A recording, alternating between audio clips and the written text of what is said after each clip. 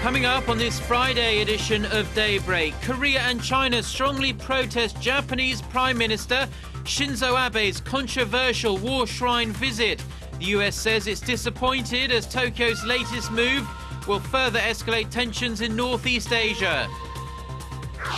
The Labour and management of the state-run rail operator KORAIL failed to reach a compromise during only their second meeting since the nationwide rail strike began nearly 3 weeks ago. But the two sides agreed to continue discussions early on this Friday.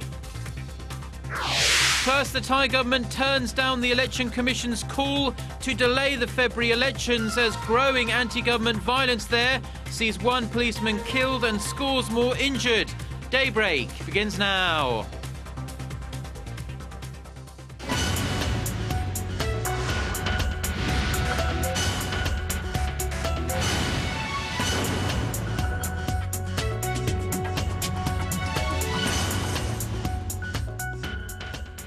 You're watching Daybreak on Friday, December 27th, and I'm Choi Yusan in Seoul.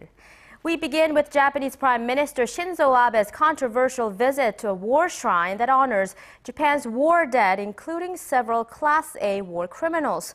His surprise move has infuriated Japan's neighbors, including Korea, which lodged a strong complaint. Our Han Da-eun has our top story. Japanese Prime Minister Shinzo Abe marked the anniversary of his first year in office by visiting the Yasukuni War Shrine in Tokyo on Thursday morning. It's the first time a sitting prime minister has visited the controversial site since Junichiro Koizumi's visit in 2006. The Yasukuni Shrine honors 2.5 million Japanese war dead, including some convicted war criminals. Abe had previously steered clear of the shrine for fear of further damaging regional ties, choosing instead to send donations. But the possibility of a visit has always lingered due to the prime minister's strong nationalism and hawkish foreign policies.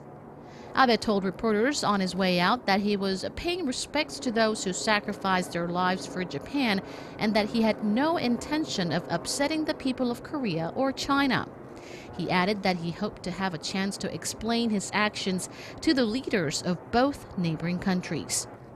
Korea's Culture Minister Yoo Jin-yong called Abe's behavior anachronistic. The Korean government can't help but express deep regret and anger over Japanese Prime Minister Shinzo Abe's visit, defying concerns from neighboring countries.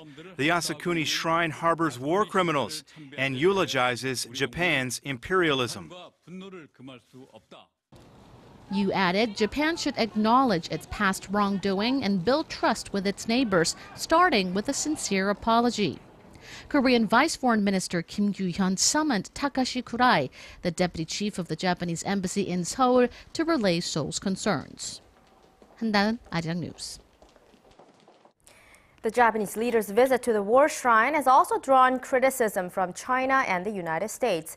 In a statement Thursday, the U.S. Embassy in Tokyo said that while Washington considers Japan a valued ally and friend, it was disappointed Japan's leadership took an action that will exacerbate tensions in the region.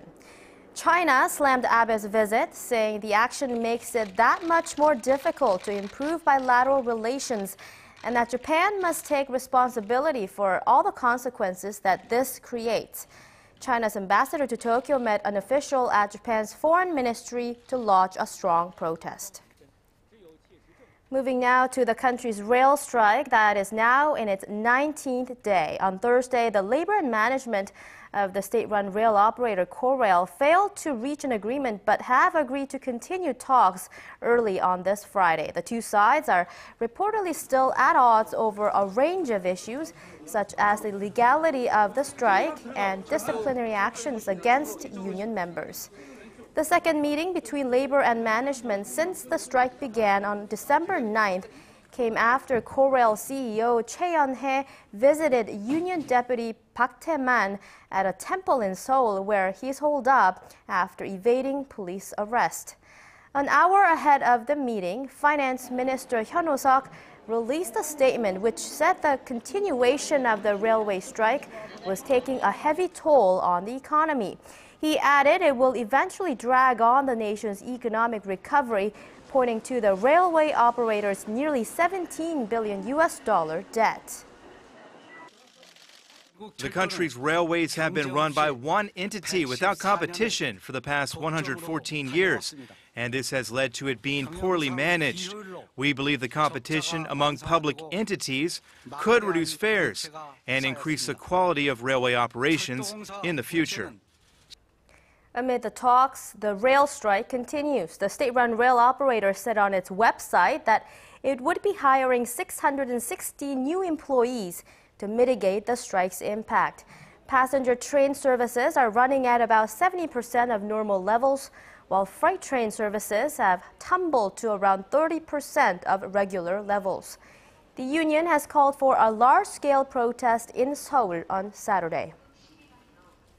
And at the National Assembly, rival political parties are hurrying to pass next year's budget bill, as well as a spy agency reform bill before the end of the year. Our political correspondent Kim Hyun-ji reports on the last-minute push. The National Assembly is operating with a new sense of urgency as it aims to pass a number of bills before the year's end. Some are approved on Thursday in a full assembly session, including a special bill aimed at giving more financial support to small-sized firms so they can grow bigger and more competitive. The ruling and opposition party leaders of a special parliamentary committee to reform the National Intelligence Service continued to hash out the details Thursday, one day after the rival parties agreed to pass the 2014 budget bill and a NIS reform plan this coming Monday. The Christmas Day deal, however, did not include an agreement on other key legislation. The Saenuri Party demanded the main opposition party help pass bills that seek to facilitate foreign investment and tourism in the country. President Park called for their passage earlier this month, saying they are necessary to revive the sluggish economy and provide momentum for a recovery. The Democratic Party, however, called for prohibiting efforts to privatize the state-run rail operator, KORAIL, asking that it be put into law. The 7,600-member railroad union has been striking for nearly 3 weeks in protest of the government setting up a subsidiary company that will run a new high-speed train line from southeast of Seoul to the southern port city of Busan. The railroad union says the move is part of the government's plan to eventually privatize national rail services. The government says it has no intention of doing so. While the rival parties failed to reach a consensus over these issues Wednesday, they are continuing discussions about the bills in the respective standing committees. As for next year's budget bill, the rival parties have cleared the way for about 2/3 of 120 government business projects that are pending, most of them pertaining to job creation and the creative economy. Kim Hyun-ji, Arirang News. Prosecutors are demanding the former head of the Seoul Metropolitan Police Agency, Kim Yong-pan, be sentenced to 4 years in prison for obstructing a police investigation into allegations the nation's intelligence service meddled in last year's presidential election. At the Seoul Central District Court on Thursday, prosecutors said he should be sentenced to 2 years on charges of violating election law and an additional 2 years for abusing his authority. Kim was indicted in June for ordering his subordinates to reduce the scale of the special parliamentary probe into the scandal surrounding the National Intelligence Service. He'll be sentenced on February 6th. The South Korean government is downplaying the most recent criticisms of President Park Geun-hye to come out of Pyongyang. The North's committee in charge of inter-Korean relations said Wednesday that the Park administration's inter-Korean trust-building process was no different from former President Lee Myung-bak's hardline policy. Deputy spokesperson for Seoul's Unification Ministry, Park Soo-jin, said Thursday that the remarks were likely made to distract from the uncertainty that emerged from the execution of leader Kim Jong-un's uncle, Jang Song-taek.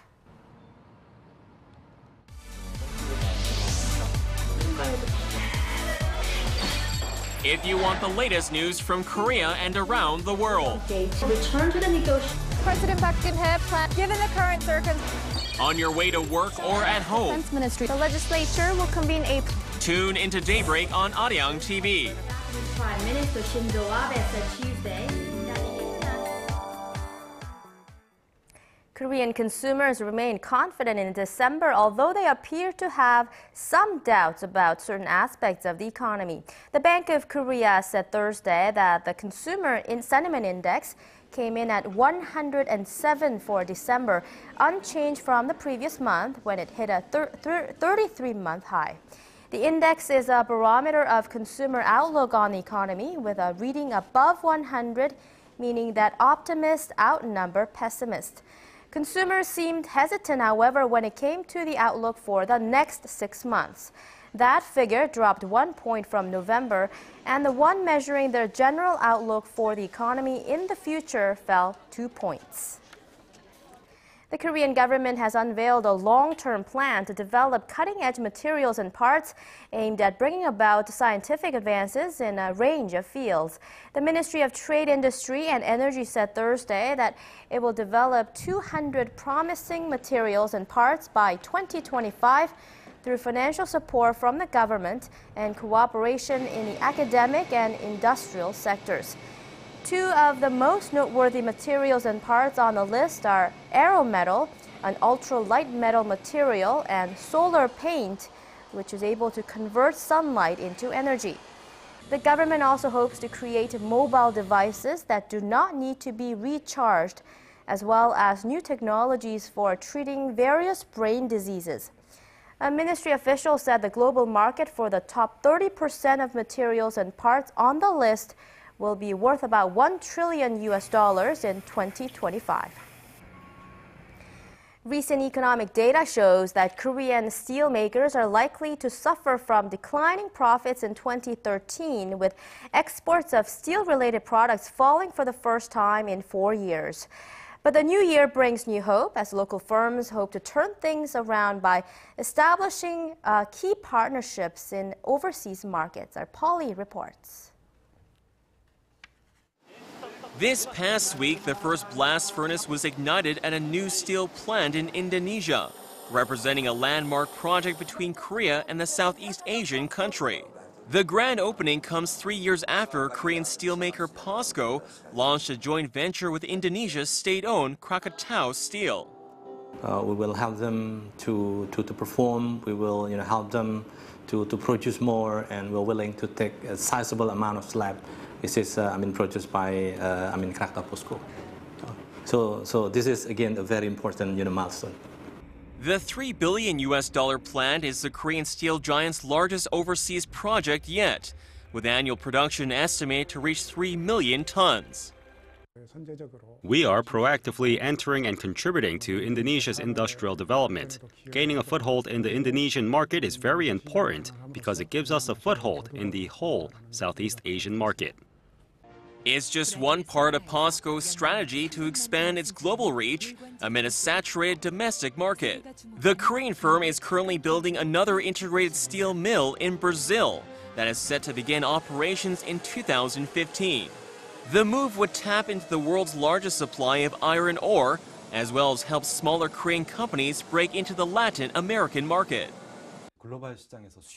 As demand in the global and domestic market quickly recovers, the most important ability producers will need to develop will be absorbing this demand using existing steel production facilities.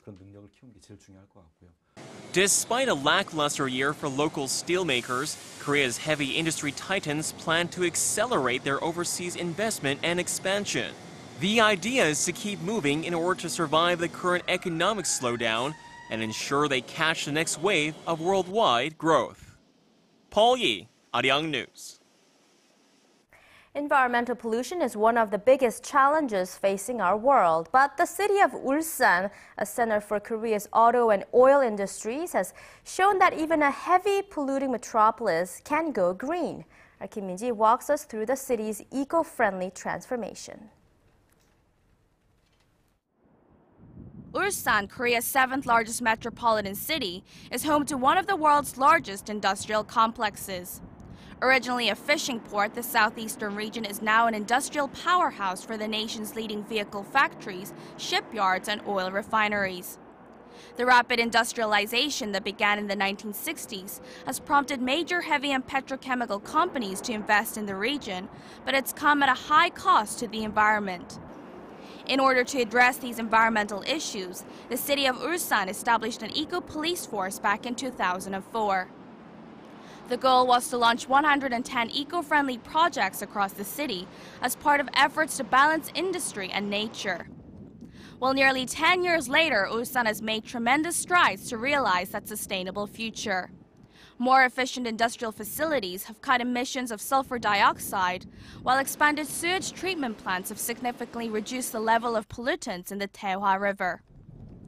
Other milestones by the Eco Initiative include growing city park areas to 4 times their size compared to a decade ago. The local government says it's an accomplishment made possible by residents coming together to improve their city. At its source was the establishment of a comprehensive environmental plan. Businesses, citizens, and environmental groups, one by one over the 10 years, worked consistently to build these planned facilities and systems. Ulsan City is counting the success it's had cleaning up the air and water as part of its mission to build a global green industrial city that everyone can enjoy. Kim Min-ji, Arirang News. The Thai government has rejected calls to delay upcoming elections in February, which the Prime Minister announced earlier in the hope of diffusing anti-government protests. Saying a postponement would be unconstitutional, the country's Deputy Prime Minister said an election must be held within 60 days of parliamentary dissolution. Thailand's election watchdog had called for the postponement of February's general election for an unspecified period of time due to bloody clashes between police and anti-government protesters. One policeman was killed and nearly 100 wounded on Thursday as tear gas was fired by police against the rock-throwing protesters who were trying to break into the venue of an election ballot where numbers were being drawn. In South Sudan, African leaders trying to mediate a peace deal between the warring parties say they have held constructive and candid talks with the country's president. The leaders of Kenya and Ethiopia sat down with President Salva Kiir Thursday in an effort to halt the ethnic violence that has killed thousands and brought South Sudan to the brink of civil war. They relayed to Kiir that the region cannot afford an unstable South Sudan. International efforts have intensified to try to stop the fighting, with the UN doubling the size of its peacekeeping force and the European Union sending an envoy. 5 heads of East African states are due to hold a peace summit in the Kenyan capital of Nairobi on Friday.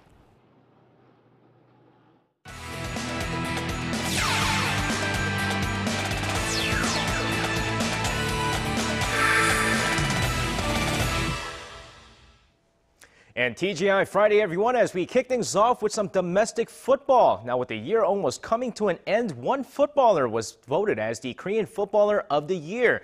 Now, with 2,776 online votes coming in, Lee Chung-young of the Bolton Wanderers received 49.3% of the votes and was named the 2013 Player of the Year. The midfielder came back from a huge leg injury and helped Korea qualify for the World Cup. Meanwhile, Son Heung-min finished second in the voting, with K-League Classics MVP Kim Shin-wook coming in second. Now, fans have also voted the recent Korea-Switzerland friendly as the match of the year. And staying with football, the future of Korean football gets brighter and brighter as 15-year-old Lee Seung-woo continues to shine with the Barcelona youth team. And it turns out he'll be playing with the team for another 5 years. Lee Seung-woo is nicknamed Little Messi, has signed a 5-year extension with Barcelona that will keep him with the club until he's 20. By staying with the club, this striker has a chance to make the A-team as well, hoping to continue his success going into the 2017 U20 World Cup in Korea, followed by the 2018 World Cup. Now, several English teams were after the young talent before deciding to stay in Spain. Now, more from the pitch, as this time sources say that Dejan Damjanovic of FC Seoul has agreed to sign with Jiangsu Sainty of China's Super League. Now, the striker had one of the most prolific career with the FC Seoul since joining the team back in 2007. That team is set to make some major changes going into next season, as Molina seems to be headed out of the team as well. All right, so with that said, moving on to some Thursday night's KBL action. We had one game take place last night as the Goyang Orions took on the struggling Wonju Dongbu Promi. Now, first quarter of the game, 7 different Dongbu players scoring in the quarter as Dongbu takes a 25-17 lead after the first quarter before going into halftime with a comfortable 44-37 lead. The Orions trying to rally back in this game as Kim Dong-wook would put up game-high 20 points in the game, but Dongbu continues to press hard as they hang on to take this game 89-79. And now finishing things off, let's take a look at Uricard take on Russian Cash over on Thursday night's V-League action. Now an easy win for Uricard, right? Wrong. First set, the game goes to deuce before Russian Cash capitalizes on some mistakes, taking the first set 26-24. Second set, Uricard's Kim Jung-hwan makes crucial errors here, leading to Russian Cash taking the second set with ease, 25-18. Uricard never recovers from the 0-2 deficit as Arpet Baroti and Song Myung-gun combine for 32 points on the night, as Russian Cash take the third set as well, 25-18 and a 3-0 upset victory.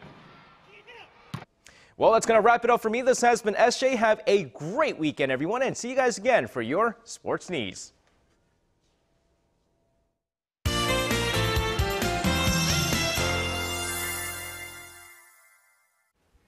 Happy Friday morning to you. I'm Lee Ji-hyun with your latest weather forecast. Well, it's gonna be a freezing day. The country will be getting a blast of frigid temperatures today with a morning low of -8 here in Seoul, but it feels like -14 right now.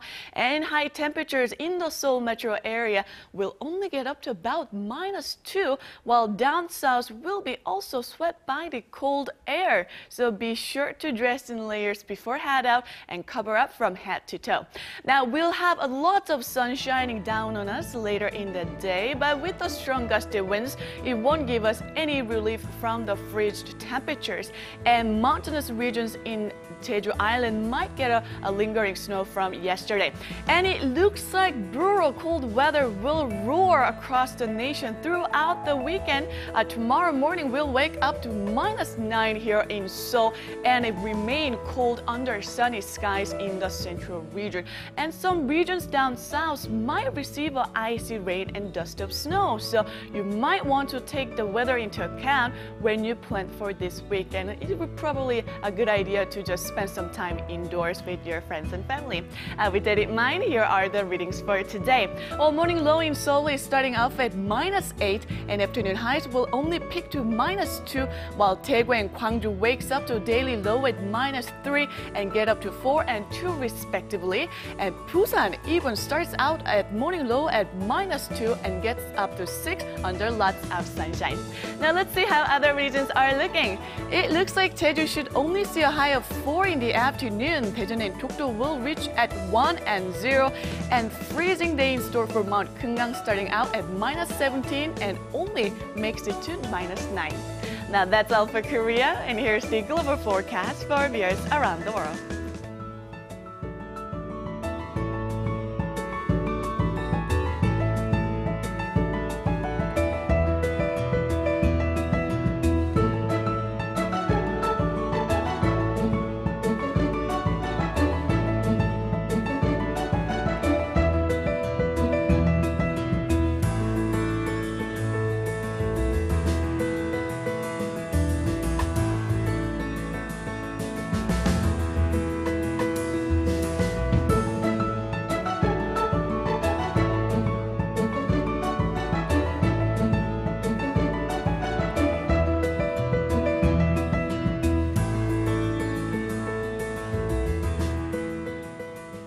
That's all for me at this hour. Don't forget to bundle up tight before heading out, and hope you have a wonderful Friday.